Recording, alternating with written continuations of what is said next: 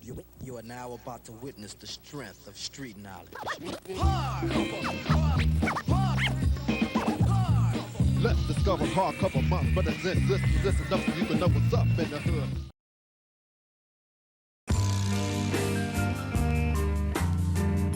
Okay, he has mangoes, corn. Okay. She's selling chips, chicharrones. And see, the corn is kept warm right there with water. And on the corn, you can put cheese, butter, mayo. You can put some hot sauce if you want. For 2 years, he's been doing this job right now. Country he is from is Veracruz in Mexico. Right now, he's gonna show exactly how he serves his customers. He takes out the corn, puts a stick in the corn. As you can see, they are really juicy when you first cut them out. ¿Cuántos son los elotes? 125. The corns cost $125. He doesn't sell them by the half, like the half a corn. They're all just normal price. And if you want your corn in a cup, the price will be $150. The mangoes cost $175. Yeah, and the cucumbers, he sells them for $125. Al día me gano $70, $80. By the day, he gains at least $70 to $80 every day. This job that he's doing right now, it really does help support his family. And there goes one happy little kid with his food. And right now, I'm getting pretty hungry just by looking at this.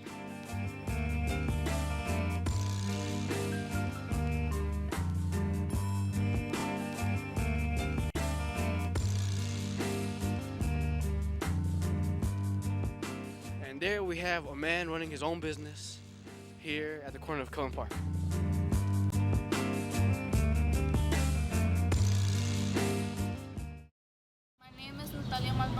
I'm 17 years old. I am a junior in Benito Juarez High School. My class rank is a 6, my GPA is a 4, and I would like to be a teacher, but it's hard because I'm undocumented.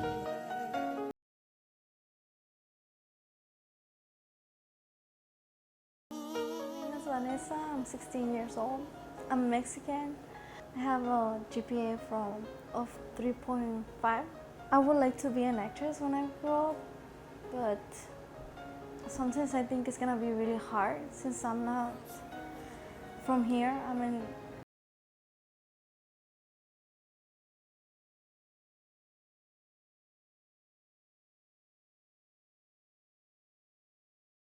Joshua Rivera. I am 16 years old. I am Mexican. My GPA is 3.5. My dream job is to become a Motorola engineer, but the only thing stopping me is my current status. I'm an illegal immigrant.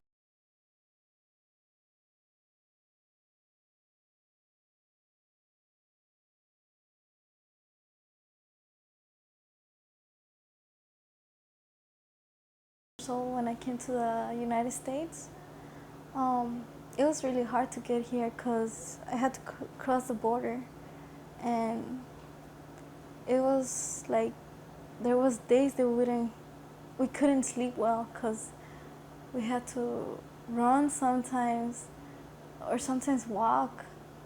When I remember this, it's like I can't believe it.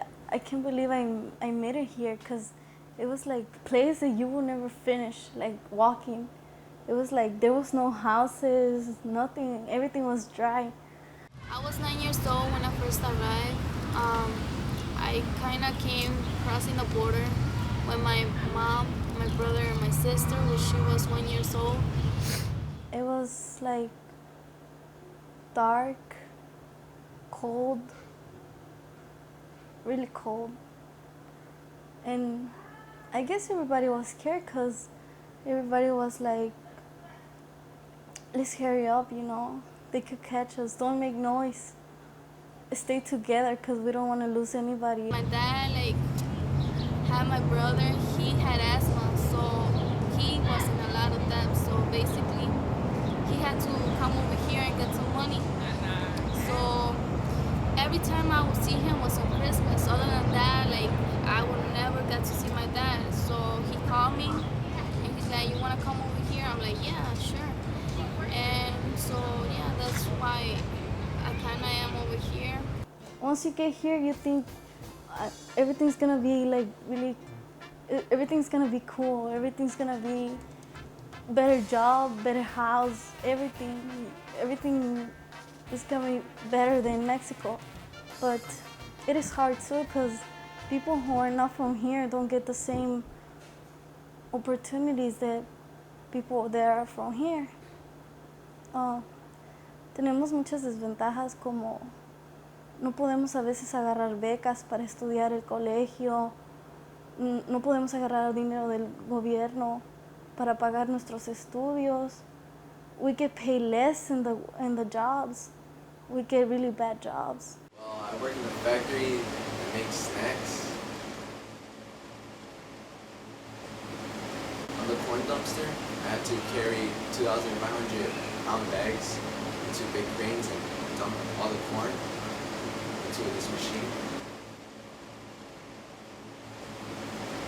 Conditions is like, since there's no fan up there where I work, like, and they're making all the butter on these condiments, it gets really hot up there, and it's really, really hot. Disadvantages, well, the thing is, I don't have that much time to hang out with my friends, because I work from 8 o'clock to 5 in the morning, so, and then plus, when I get home, I had to, right, the first thing I do is just fall asleep, and then by the time I wake up again, it's like 6 p.m., and all I have to do is just take a shower, and eat, and just go back to work.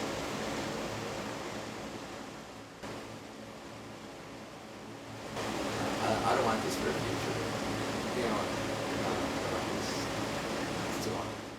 I think every young or teen that comes from Mexico to here or from any other place, it doesn't need to be Mexico. I think they come here with a dream, with a dream of one day have like a better job, study hard to get that job they want, but it's hard. I work for the Illinois Coalition for Immigrant and Refugee Rights. My job, I have two jobs. One is to mobilize immigrant voters to come out to vote and to become very active in the democratic process. So I help with that program. But my second job is I'm a youth organizer for the Illinois Coalition, and I help youth who are interested in directly affected by the DREAM Act learn about the DREAM Act. I help them understand how it could affect them, how they can help pass the DREAM Act. And along with them, we work together to motivating our legislators and our senators to pass the DREAM Act. If passed, would grant undocumented immigrant students who came here when they were young children the opportunity to legalize their status and eventually become U.S. citizens, and facilitating for them the opportunity to get an education and to advance their careers since they've grown up here in the United States. Our undocumented immigrant youth who came to this country when they were younger than 16 years old. They had to have graduated high school. They have to not be in any trouble with the law and things like that. And upon graduating high school, they have to be accepted or enrolled in either college, some sort of college degree, or possibly the military. So then those students, upon applying for status, they have to complete 2 years of academic achievement, either like community college, 4-year university, trade school, or 2 years in the military, and then they would be eligible for legal permanent residency and citizenship. But those are the only people who qualify for the DREAM Act.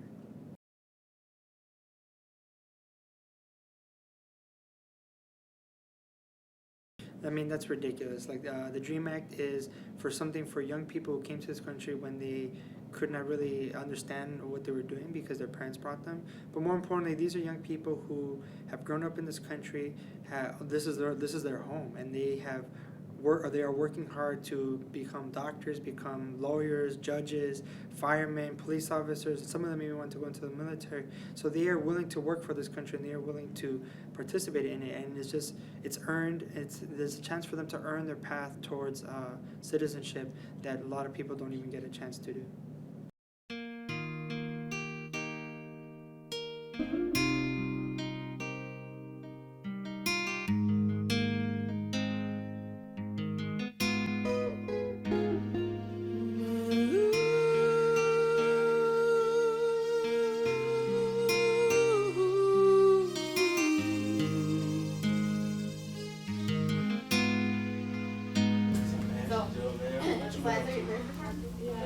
Good morning, class. Good morning, class. We have a great surprise for you this morning. Your principal has informed me that he would like you all to put on a school play about a very important topic to all of us, illegal immigration. So this play is going to be like a courtroom simulation, and I'll be playing the role of the prosecutor. Your teaching assistant will be the defense, and another one of our assistants will be the defendant, whose name is Maria. Both of my parents are from Mexico too, so sometimes they both work, and I wonder what would have happened if they were deported. Well, I guess I would want to go with them, because I wouldn't like to stay here alone. I came with them, and we want to stay together like a family, and I wouldn't be able to live without them. Now we have Kristen here, who's going to be playing Maria, so make her feel welcome with the rest of the group. I know she wasn't here last time, but now we're all going to begin together working on this. And do you have any questions? No? All right, so let's start reading. My name is Emma Lozano, and I'm the president of Pueblos Sin Fronteras, an organization that advocates and provides education and leadership skills for the Latino community in general, but in particular to the Mexican undocumented population.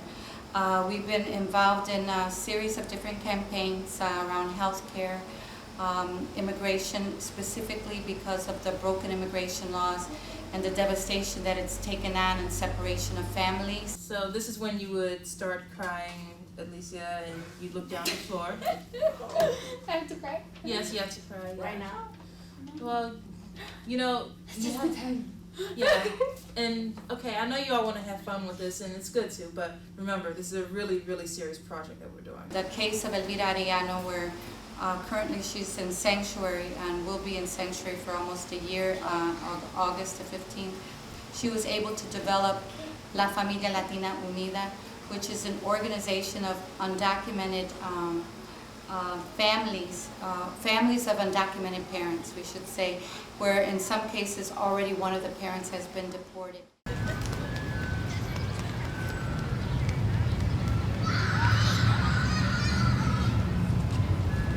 Voy a cumplir ya un año dentro del santuario aquí en mi iglesia de Alberto Metodista Unida, y básicamente la razón por la que pedí santuario fue para seguir luchando para poder quedarme aquí con mi hijo, que es ciudadano americano, porque yo iba a ser deportada el 15 de agosto. The reason why these communities come here and these families arrive to the United States is because foreign policy, for example, the free trade agreements that force the Mexican to leave their country because they can no longer keep their land and grow their corn or their produce because they can't compete with the cheap corn that this country is flooding the country with. And then the maquiladores doesn't give them enough money to survive, and then they cross the border, and then they're here and they're welcome to work, and they work very hard, and they and it's not fair. I mean, it's not fair that they be divided and called criminals, because everybody's won. Everybody's made money off of these people, off the exploitation of them without any rights. And now they have children that are U.S. citizens, and it's about time this country recognizes the families that were formed here because of their own policies of this country and the children that were born here who are U.S. citizen children. Bueno, el 15 de agosto del año 2006 yo tenía que presentarme en las oficinas de inmigración ya para ser deportada. En los últimos 4 años yo he estado involucrada en la lucha para una legalización en contra de las redadas, deportación y separación de familias. Y por eso es que yo decidí luchar, porque siempre he pensado que luchando podemos lograr cambios. Si yo pensara que deportándome a mí la ley iba a cambiar y iba a legalizar a 12 millones de indocumentados, entonces yo hubiera tomado la decisión de irme deportada, pero sé que de esa manera la ley no va a cambiar, y no va a cambiar estando deportando a nosotros ni separando nuestras familias. Y fue por eso que hablé con mi pastor. Yo soy líder laico aquí en mi iglesia por más de 4 años y nos hemos enfocado siempre en la unidad de la familia, en luchar por las familias. Y bueno, para mí fue difícil tomar una decisión porque yo no sabía qué era lo que iba a pasar, solamente quería pedir santuario en mi iglesia. Hablé con mi pastor, él me dijo que iba a hablar con nuestro obispo y buscar el apoyo también. Y gracias a Dios, pues el día 15 de septiembre, en vez de irme a presentar a inmigración, pues vengo para acá, para mi iglesia, y mi pastor decide declarar santuario a la iglesia para mí. Hasta ese momento todos sabíamos, mi congregación, mi pastor, mi obispo, yo en lo personal sabía, bueno, hasta aquí llega el santuario, pero no sé qué es lo que va a pasar. No sabía cómo va a pasar un año. Los medios en todo el mundo van a saber mi situación y la situación migratoria de millones de indocumentados. Solamente fue pensando en luchar para poder quedarme aquí con mi hijo. Saulito es ciudadano americano. Yo creo que como ciudadano americano tiene derecho a estar aquí en su país y tener las mismas oportunidades que cualquier otro ciudadano americano tiene. Y bueno, básicamente fue luchar por el futuro de él, y también porque quise ser parte de la lucha para una legalización para todos.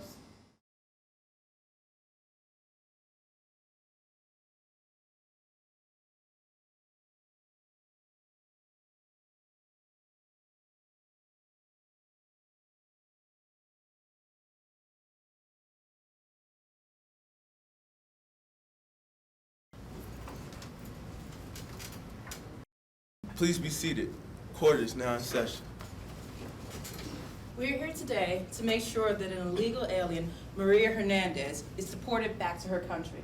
She crossed the border illegally. She violated our immigration laws. We shouldn't reward criminals by having them stay here. She's a criminal. Deport her back to Mexico as soon as possible. Maria, how do you plead? Maria Hernandez pleads not guilty. Your Honor, Maria Hernandez should not be deported. She's not a criminal. She did not commit a criminal act. She only violated a civil law, like when we violate a traffic ordinance. Your Honor, this woman is a mother. She has 1 kid. She uses them as bait. Objection, Your Honor, irrelevance. Dad or mom were deported, like at the age I am right now, I will have to leave with them based on the fact that I'm not old enough to take care of myself, and the fact that also I want my family. These illegals are using their children to stay in the U.S., knowing it's a reason why we won't deport them. They know that. Eso es cierto.